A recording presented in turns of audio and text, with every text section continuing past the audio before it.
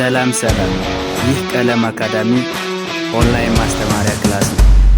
በዚህ ኦንላይን ክላስ አማርኛ፣ እንግሊዘኛ፣ ሂሳብና ሌሎች ትምህርቶችን እናስተምራለን። ስለሆነም በሀገር ውስጥም በውጭም ሆናችሁ መማር የምትፈልጉ ልጆች +251 አስቀድማችሁ 9 23 14 67 69 ስልካችን ነው። በኢሞ፣ በዋትስአፕ ወይም ደግሞ በቴሌግራም ተመዝግባችሁ በቀንም ሆነ ማታ በተመቻችሁ ሰዓት በኢሞ፣ በቴሌግራም፣ በዋትስአፕ፣ በጉግል ሚት እና በሌሎች አማራጮች መማር ትችላላችሁ። ቻናሉን ሰብስክራይብ፣ ላይክ እና ሼር እያደረጋችሁ ጀምሩ። ዛሬ ደግሞ ይዤላችሁ የመጣሁት 2፣ 3 እና ከዛ በላይ ያሉት ቃላትን እንዴት አገናኝተን አገጣጥመን አረፍተ ነገር አድርገን ማንበብ እንደምንችል ሙሉ አረፍተ ነገር ባይባልም ሀረጋትና አረፍተ ነገር አድርገን እንዴት ማንበብ እንደምንችል የማሳያችሁ ይሆናል ማለት ነው። ከፊደላት ጀምረን ቀለል ያሉ ቃላትን እንዲሁም ሀረጋትን እያልን ወደ አረፍተ ነገር ደርሰናል። ስለዚህ ቀለል ያሉ ቃላትን ያላያችሁ፣ ፊደላትን ያላያችሁ እንዲሁም ቀለል ያሉ አረፍተ ነገሮችና ሀረጋትን ያላያችሁ ቪዲዮውን መለስ ብላችሁ በባለፈው ቪዲዮ ገብታችሁ ማየት ይኖርባችኋል ማለት ነው። ዛሬ ደግሞ እዚህ ከሁለት እና ከዛ በላይ ያሉ ቃላትን እንዴት አገጣጥመን አረፍተ ነገር አድርገን ሙሉ አረፍተ ነገር ባይባልም ሀረግና አረፍተ ነገር አድርገን እንዴት ማንበብ እንደምንችል በቀላል መንገድ አሳያችኋለሁ። ቪዲዮውን ከጅማሬ እስከ ፍጻሜ ደብተርና እስክርቢቶ ይዛችሁ እኔ ጋር እያነበባችሁ እያቆማችሁ እየጻፋችሁ መለማመድ ይኖርባችኋል ማለት ነው። ወደ ክላሳችን ስንገባ ምን ይላል? ሁሉም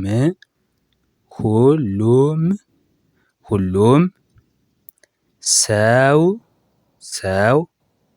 መማር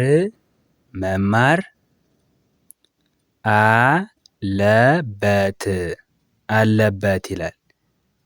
ሁሉም የሚለውን ስናይ ባለ 3 ሆሄ አንድ ቃል ነው። ብዙ ጊዜ እንደተናገርኩት ከሁለት ቃላት መካከል ምን ያስፈልጋል ተባብለናል? ትንሽ ርቀት ያስፈልጋል። ምክንያቱም አንድ ቃልን መስሎ ከሚታይ ቦታ ያስፈልገናል ማለት ነው። ስለዚህ ለመጻፍ ይችን ያክል ቦታ ያስፈልገናል። ሁሉም አንድ ቃል ነው። ሰው ባለ 2 ሆሄ ሌላ የራሱን የቻለ ቃል ነው። መማር አሁንም የራሱን የቻለ ሌላ ቃል ነው።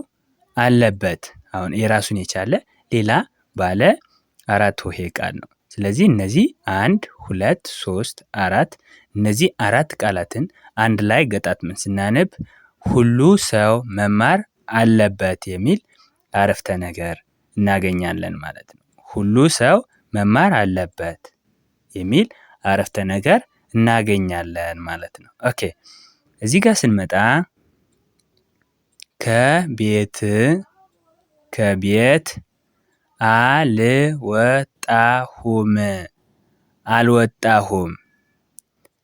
አልወጣሁም ነበር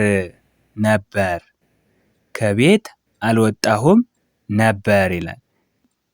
ከቤት የሚለውን ስናይ ባለ 3 ሆሄ የራሱን የቻለ ቃል ነው።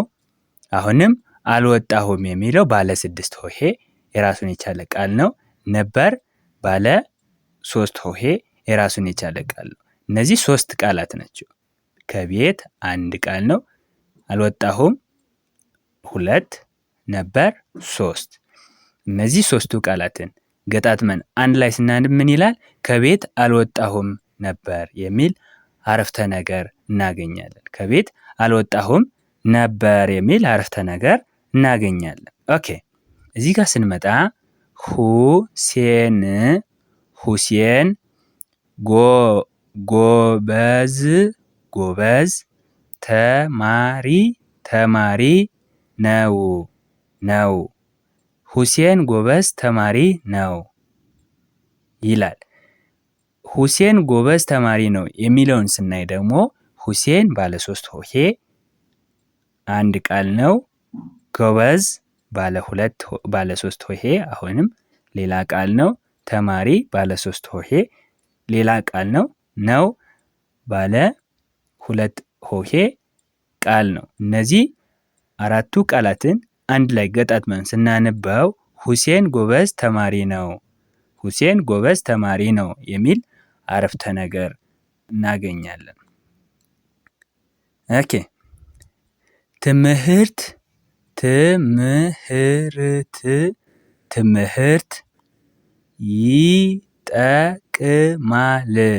ይጠቅማል ትምህርት ይጠቅማል ይላል። ትምህርት ይጠቅማል የሚለውን ስናይ ትምህርት ባለ 5 ሆሄ ቃል ነው። ይጠቅማል እንዲሁም ባለ 5 ሆሄ ቃል ነው። እነዚህ ሁለቱ ቃላትን አገጣጥመን ስናነበው ትምህርት ይጠቅማል የሚል ሐረግ እናገኛለን ማለት ነው። ኦኬ እዚህ ጋር ስንመጣ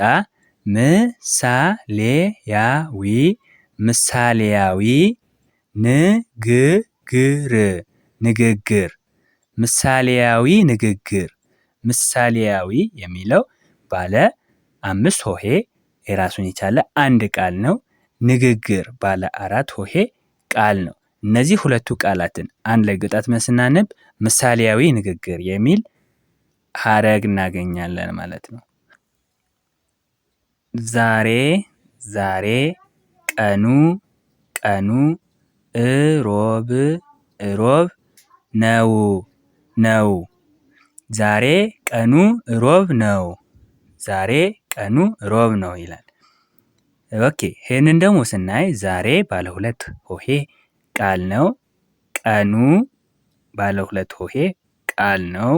እሮብ ባለ 3 ሆሄ ቃል ነው። ነው ባለ 2 ሆሄ ቃል ነው። ስለዚህ እነዚህ አራቱ ቃላትን አንድ ላይ ገጣጥመን ስናነበው ዛሬ ቀኑ እሮብ ነው የሚል አረፍተ ነገር እናገኛለን ማለት ነው። ኦኬ እዚህ ጋር ስንመጣ በዓለም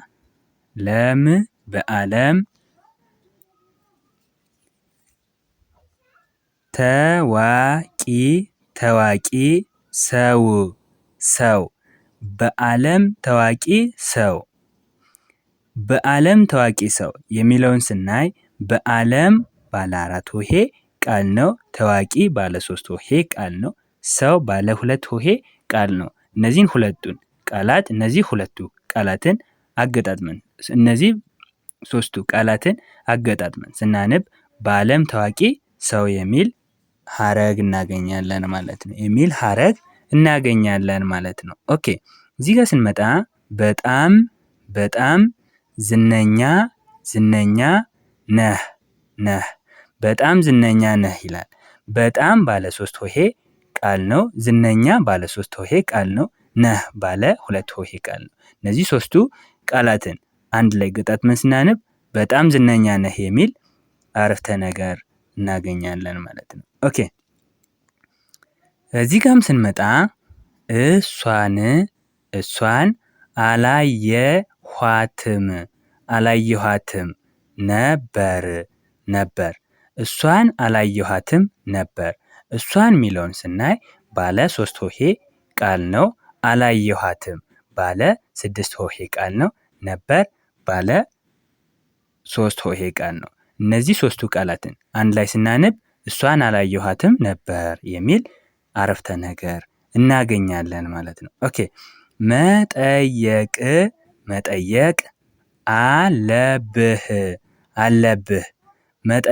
አለብህ ይላል። መጠየቅ የሚለው ባለ 4 ሆሄ ቃል ነው።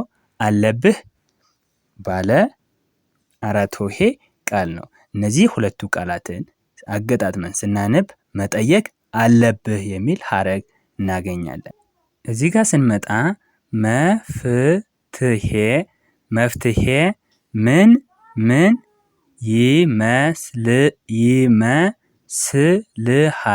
ይመስልሃል? መፍትሄ ምን ይመስልሃል ይላል። መፍትሄ የሚለውን ስናይ ባለ 4 ሆሄ ቃል ነው። ይመስልሃል የሚለውን ስናይ ባለ 6 ሆሄ ቃል ነው። ስለዚህ እነዚህ ሶስቱ ቃላትን ገጣጥመን ስናነብ መፍትሄ ምን ይመስልሃል የሚል ጥያቄያዊ አረፍተ ነገር እናገኛለን ማለት ነው። ጥያቄያዊ ማለት መልስ የሚፈልግ አረፍተ ነገር እናገኛለን ማለት ነው። ኦኬ እዚህ ጋር ስንመጣ ክብደት ክብደት፣ ክብደት ክብደት፣ መቀነስ መቀነስ፣ አለብን አለብን፣ ክብደት መቀነስ አለብን ይላል። ክብደት የሚለው ባለ አራት ሆሄ ቃል ነው።